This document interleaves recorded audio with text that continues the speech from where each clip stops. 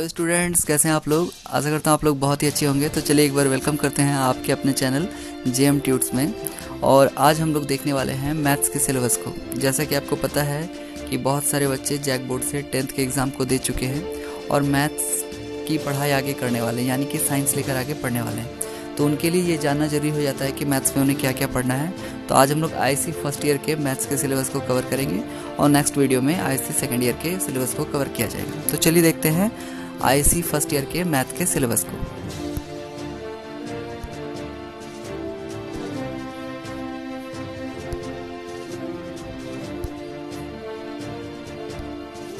तो जैसा कि आपको पता है कि ये पूरा सिलेबस जो है आपके लिए कवर करना काफ़ी इम्पॉर्टेंट हो जाता है और आपको ये जानना बहुत ज़रूरी है कि कितने सारे टॉपिक हैं जो आपको कवर करने हैं, ताकि आप मैथ्स में अच्छा एक स्कोर कर सकें। और आपको पता है कि अब जो जैक बोर्ड है उसने अपना पैटर्न भी बदल दिया है एग्ज़ाम का। पहले होता था कि जैक बोर्ड में एग्ज़ाम को केवल 11th के बच्चों को पास नहीं करना होता था, 12th के बच्चे फाइनल में डायरेक्ट अपीयर हो सकते थे। पर अब 11th के सिलेबस को पार करना यानी कि पास करना नेसेसरी कर दिया गया। इसलिए 11th के सिलेबस को अच्छी तरह से समझिए, देखिए। अगर आप कंफर्टेबल हैं तो मैथ्स के साथ चल सकते हैं। तो देखिए, सबसे पहले हम लोग डिस्कस करेंगे मैथ्स में क्या क्या यूनिट्स हैं और यूनिट वाइज सिलेबस को कवर करने का कोशिश करेंगे। तो देखिए, पहला जो यूनिट है इसमें हम लोग सेट्स एंड फंक्शन को पढ़ते हैं। सेट काफ़ी इंपॉर्टेंट हो जाता है। जैसा कि आपको पता है कि सेट में हम लोग सब सेट, प्रॉपर सेट, जितने तरह के सेट होते हैं, यूनिवर्सल सेट, इन सारी चीज़ों के बारे में पढ़ते हैं। सेट के ऑपरेशंस के बारे में पढ़ते हैं, यूनियन, इंटरसेक्शन, इन सारी चीज़ों को पढ़ते हैं। और साथ ही हम लोग वेन डायग्राम के बारे में पढ़ते हैं। तो ये सारी चीज़ों को हम लोग सेट में कवर करते हैं। इसके साथ साथ रिलेशन क्या होता है, फंक्शन क्या होता है, इन सारी चीज़ों को जानना जरूरी हो जाता है। और तीसरा इंपॉर्टेंट हम लोग यूनिट 1 में पढ़ते हैं ट्रिगोनोमेट्रिक फंक्शन। आपने 10th में बेसिक ट्रिगोनोमेट्री पढ़ा होगा, किंतु अब यहाँ पर आपको थोड़ा हाई लेवल यानी अप लेवल का ट्रिगोनोमेट्री पढ़ना पड़ता है। यूँ तो सिलेबस काफ़ी आसान है, अगर आपका बेस मजबूत है और आपके ट्यूटर अच्छे हैं तो आपको कोई प्रॉब्लम नहीं होगी। तो चलिए आगे देखते हैं, और सारे यूनिट हैं जिनमें क्या क्या सिलेबस है उनको थोड़ा देख लेते हैं। तो यूनिट 2 में क्या है, देखिए एलजेब्रा है। एलजेब्रा में हम लोग कॉम्प्लेक्स नंबर पढ़ते हैं और क्वाड्रेटिक इक्वेशन के बारे में पढ़ते हैं। आपको जैसे पता है कि नंबर्स बेसिकली 2 टाइप्स होते हैं, एक होता है रियल नंबर्स और इमेजिनरी नंबर। इन दोनों नंबर के जो कॉम्बिनेशन को लेकर चलेंगे तब कॉम्प्लेक्स नंबर को हम लोग आसानी से समझ सकेंगे। और इसके साथ साथ हमें क्वाड्रेटिक इक्वेशन, जैसा कि हम लोग क्लास 10th में पढ़ चुके हैं, क्वाड्रेटिक इक्वेशन के बेसिक को अब उससे थोड़ा अप लेवल के, ज़्यादा नहीं थोड़े से अप लेवल को कवर करना पड़ता है इंटर के सिलेबस में। इसके साथ साथ हम लोग लीनियर इनइक्वालिटीज़ को पढ़ते हैं। परम्यूटेशन कॉम्बिनेशन काफ़ी इंपॉर्टेंट चैप्टर हो जाता है। परम्यूटेशन कॉम्बिनेशन से काफ़ी क्वेश्चंस पूछे जाते हैं और काफ़ी इंपॉर्टेंट चैप्टर है। और इससे हम लोग बहुत ही शानदार तरीके से आने वाले जो क्लासेस होंगे उसमें कवर भी करेंगे।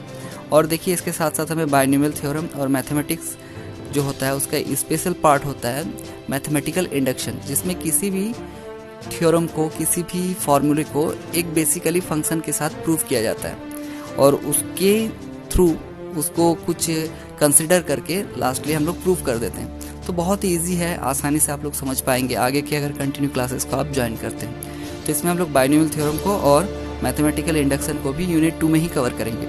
और इसके साथ साथ सीक्वेंस और सीरीज़ को भी कंप्लीट करना जरूरी हो जाता है। जैसे कि सीरीज़ में हम लोग अलग अलग तरह के सीरीज़ पढ़ेंगे और उनके टाइप्स को भी अच्छी तरह से देखेंगे। तो चलिए आगे चलते हैं यूनिट 3 की ओर।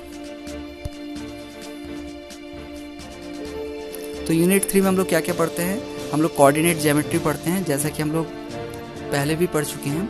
अब उससे थोड़ा अप लेवल का पढ़ेंगे और स्ट्रेट लाइंस के बारे में पढ़ेंगे। कोनिक सेक्शन काफ़ी इंपॉर्टेंट हो जाता है, जिसमें पैराबोला, हाइपरबोला, इलिप्स, इन सारे से जुड़े जो अलग अलग टर्म होते हैं, जैसे कि आपके वर्टेक्स क्या होता है, लेटस रेक्टम क्या होता है, शॉर्टेड डिस्टेंस क्या होता है, इन सारी चीज़ों को अच्छी तरह से कवर करते हैं। काफ़ी इंपॉर्टेंट हो जाता है। और ये कोनिक सेक्शन अगर आप अच्छी तरह से स्ट्रॉन्ग करें तो आपको आगे जाकर 12th क्लास में जो एरिया बाउंडेड बाई रीजन हम लोग पढ़ते हैं, जो कि होता है आपका ट्रिगोनोमेट्री के लास्ट की ओर, उसमें काफ़ी आसान होता है। सॉरी, इंटीग्रेशन में पढ़ते हैं हम लोग। ट्रिगोनोमेट्री से जुड़ा हुआ बहुत सारे फंक्शन मिलेंगे हालांकि, पर उसे हम लोग ट्रिगोनोमेट्री में कवर कर रहे हैं 12 में।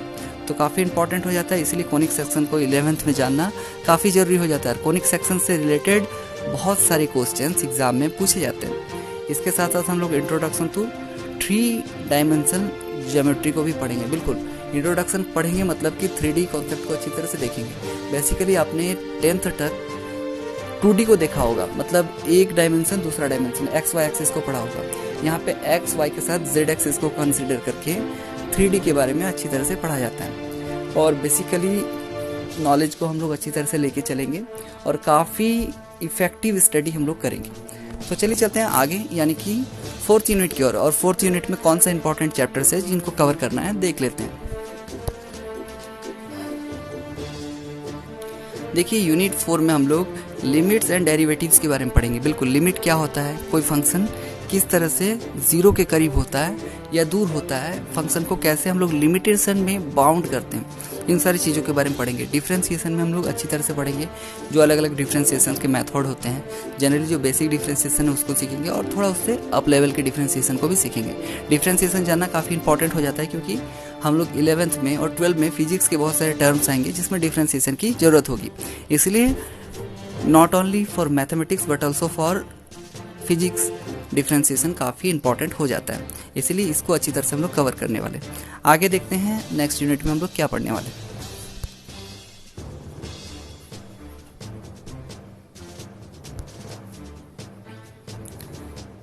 तो यूनिट 5 में हम लोग क्या पढ़ने वाले हैं जी, बिल्कुल यूनिट 5 में हम लोग मैथमेटिकल रीजनिंग यानी मैथमेटिकल रीजनिंग के अलग अलग पार्ट्स को अच्छी तरह से कवर करने वाले हैं। बहुत ही आसान चैप्टर है और इस चैप्टर से हालांकि क्वेश्चंस कम आते हैं पर इम्पोर्टेंस काफ़ी ज़्यादा हो जाता है, क्योंकि अगर आप आगे जाकर कंपटीशन की तैयारी करते हैं और बैंकिंग वगैरह के या फिर रेलवेज़ की तैयारी करते हैं तो मैथमेटिकल रीजनिंग से काफ़ी ज़्यादा क्वेश्चंस देखे जाते हैं। इसलिए ये तो आपकी 11th के सिलेबस के लिए उतना इंपॉर्टेंस नहीं रखता है, हालांकि क्वेश्चंस पूछे जाते हैं, फिर भी आगे जाने वाले एग्ज़ाम जो होने वाले हैं उनके लिए आपका बेस अच्छी तरह से तैयार कर देता है। इसलिए इसको अच्छी तरह से हम लोग मैंडेटरी रूप से पढ़ेंगे। तो चलिए आगे चलते हैं। तो हमारा लास्ट यूनिट क्या है, बिल्कुल लास्ट यूनिट हमारा यूनिट 6 है जिसमें हम लोग स्टैटिक्स और प्रोबेबिलिटी को कवर करते हैं। जैसा कि आपने इन दोनों चैप्टर्स को 10th में पढ़ा है, पर हमने इसका बेसिक लेवल को जाना है, यानी मीन मीडियन मॉड के बारे में जाना है। और स्टैटिक्स में हम लोग और भी अलग अलग तरह के टर्म को, नए नए टर्म को जानेंगे और उसको अच्छी तरह से कवर करने की कोशिश करेंगे। प्रोबेबिलिटी में हम लोग बहुत सारे एक्सपेरिमेंट को देखेंगे कि रैंडम एक्सपेरिमेंट क्या होता है, एक्सपेरिमेंट के अलग अलग टाइप्स क्या होते हैं और उससे किस तरह से हम लोग प्रोबेबली किसी चीज़ को डिफाइन कर सकते हैं। बिल्कुल, इसमें बाइनोमियल थ्योरम को भी यूज़ करेंगे, यानी कि बाइनोमियल फैक्टर का यूज़ करके भी प्रोबेबिलिटी निकालने की विधि को हम लोग सीखेंगे। काफ़ी इंपॉर्टेंट हो जाता है और बहुत ही अच्छा और मज़ेदार टॉपिक है। तो ये था आपका 11th का सिलेबस। इसमें हम लोग अच्छी तरह से कवर कर चुके हैं 11th के सिलेबस को, और आप लोग चाहें तो हमारे ऑफलाइन क्लासेस को ज्वाइन कर सकते हैं। और मेरे क्लासेस को ज्वाइन करने के लिए मेरे अंडर जितने सारे स्टूडेंट्स हैं उनसे आप कांटेक्ट करके क्लास में आ सकते हैं और आपको बहुत ही शानदार तरीके से यहाँ पे पढ़ाई की जाती है, स्पेशल नोट्स भी प्रोवाइड किया जाता है। तो बने रहिए और देखते रहिए हमारे चैनल को। चैनल में वैसे भी मैथ, रीजनिंग, जीके, जीएस और झारखंड पीएससी से रिलेटेड काफ़ी वीडियोज़ आपको देखने को मिलते हैं। तो जल्द से जल्द ज्वाइन कीजिए। जैसा कि आपको पता है कि लॉकडाउन का पीरियड चल रहा है, पर फिर भी आपको मैथ्स की बहुत सारी क्लासेस करने नेसेसरी हो जाते हैं, क्योंकि अब आपका जो पैटर्न है वो भी थोड़ा चेंज हो गया है, अपडेट हो गया है और आपको पता है कि टाइम आपके पास कम है। तो इसलिए अपने प्रिपरेशन को बनाए रखें, अच्छी तरह से तैयारी करें और एग्ज़ाम में अपना अच्छा परफॉर्मेंस देने के काबिल खुद को बनाएं। तो फिर मिलते हैं इस तरह के शानदार वीडियो के साथ नेक्स्ट क्लास में। तब तक के लिए गुड बाय।